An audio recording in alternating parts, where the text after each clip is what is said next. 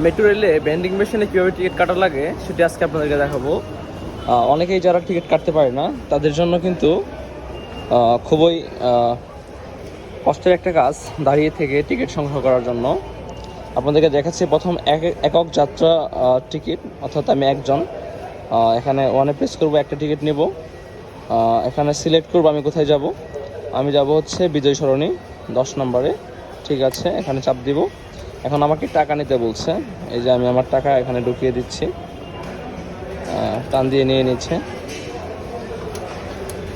এখন এখানে আমার টিকিট চলে আসবে, এই যে আমার টিকিট।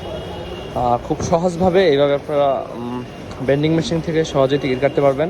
আর যারা টিকিট কাটতে পারেন না, এখানে কিন্তু দীর্ঘ লাইনে দাঁড়িয়ে থাকা লাগে।